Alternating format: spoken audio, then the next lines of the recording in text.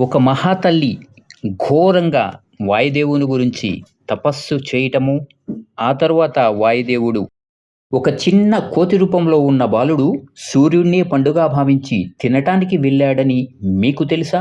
ఆ బాలుడు ఆ తర్వాత దేవతలందరికీ శక్తిగా మారాడు. ఆయనే ఆంజనేయ స్వామి. అంజనాదేవి, కేసరి మహర్షి గారాల పట్టి పొడుస్తున్న సూర్యుని సైతము పండుగా భావించి తినటానికి ఆకాశం వైపు అలా దూసుకు వెళ్తున్న ఆ బాలుని అజేయ శక్తి సంపదలను, పరాక్రమాన్ని చూసి దేవతలందరూ సైతము ఆశ్చర్యపోయి, అద్భుత శక్తులన్నీ ఆ బాలునికి దేవతలందరూ కూడా ప్రసాదించి అనుగ్రహించడం జరిగింది. చిరంజీవివై జీవించుగాక అంటూ వారి చల్లని దీవెనలను ఆ సమయంలో ఆ బాలునికి అందించడం జరిగింది. ఆ తరువాత ఆ బాలుడు ఆ సూర్య భగవానునే గురువుగా ఎంచుకొని సూర్యుని వద్ద సకల శాస్త్రాలు నేర్చుకోవడం జరిగింది.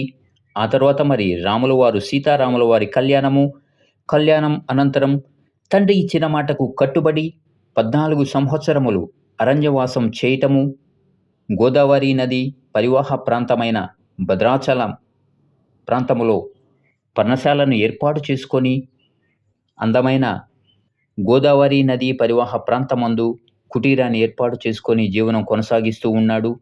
ఒకానొక రోజున ఒక అందమైన బంగారు జింకను చూసి సీతాదేవి ఆ బంగారు జింకను తెమ్మని అడగటము, రాముల వారు వెళ్ళటము, లక్ష్మణస్వామి గీత గీసి వెళ్ళటము, ఆ తర్వాత మాయా భిక్షగాడిలాగా రావణ బ్రహ్మ వచ్చి భిక్షం అడగటము, సీతాదేవి భిక్షం వేయటము, అతని నిజస్వరూపాన్ని చూపించి సీతాదేవిని మరి అపహరించుకొని వెళ్ళటము, లంకానగరమునందు ఉంచటము.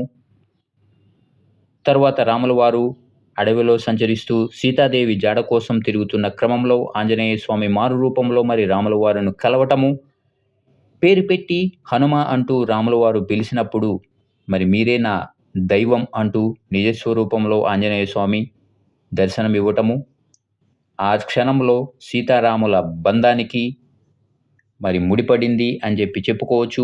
తదనంతరం ఆంజనేయ స్వామి శతయోజన మహాసముద్రాన్ని దాటి అశోకవనములో దుఃఖ సముద్రములో మునిగి ఉన్న సీతాదేవి జాడను కనుగొని రాములవారి జాడను తెలిపి రాములవారి ముద్రికను అందచేయటము, రావణ బ్రహ్మ బంధించి ఆంజనేయ స్వామి తోకకు నిప్పంటించటము, ఆ తదనంతరం ఆంజనేయ స్వామి ఏం చేశాడు అన్నది మరి అందరికీ తెలిసిన విషయమే. స్వామి ఊరుకుంటాడా? చూసి రమ్మంటేనే కాల్చి వచ్చాడు కదా, మరి తన ఉగ్ర రూపాన్ని చూయించి అందమైన సుందరమైన లంకా నగరాన్ని సైతము బుగ్గిపాలు చేసిన హనుమంతుడు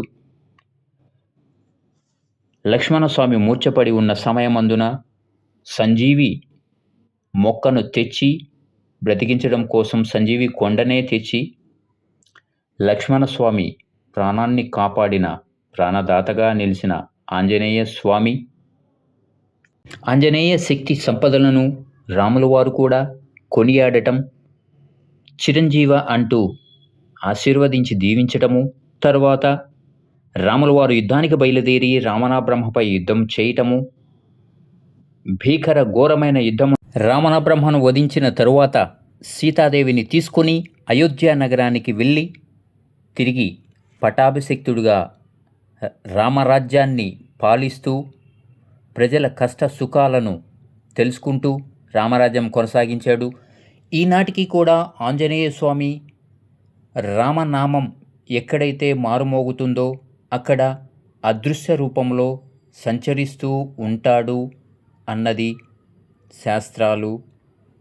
అదేవిధంగా భక్తుల యొక్క అత్యంత నమ్మకమైన విశ్వాసంగా కూడా చెప్పొచ్చు.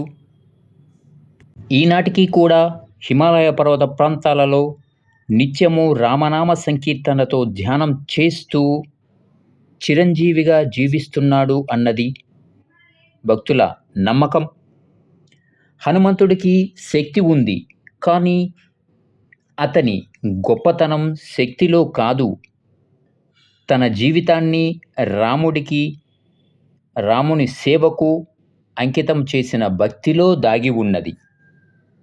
అందుకే ఈరోజు కూడా జై శ్రీరామ్ అన్న ప్రతి హృదయములో హనుమంతుడు జీవిస్తూనే ఉన్నాడు. ఊరూరా, వాడవాడ నేటికి జాతరలు, తిరణాళ్ళు, ఉత్సవాలు అంతేకాకుండా పవిత్రమైన మాలాధారణతోటి 41 రోజు నిష్టగా సేవిస్తూ ఆంజనేయ స్వామి దీక్షను కూడా తీసుకుంటూ స్వామి భక్తిలో, సేవలో తరించిపోతున్నారు అంటే స్వామిపై మరి భక్తులకు ఉన్న విశ్వాసము, స్వామిపై భక్తులకు ఉన్న నమ్మకం ఇక్కడ తెలుస్తూ ఉంది. ప్రతి ఒక్కరూ జై శ్రీరామ్ అంటే చాలు, ఏ సమయంలోనైనా ఎక్కడైనా ఆంజనేయ స్వామి మీ వెంటే ఉంటాడు. ఇలాంటి మరిన్ని వీడియోల కోసం ఇప్పుడే మా ఛానల్ సబ్స్క్రైబ్ చేసుకొని ఫాలో అవ్వండి. జై శ్రీరామ్.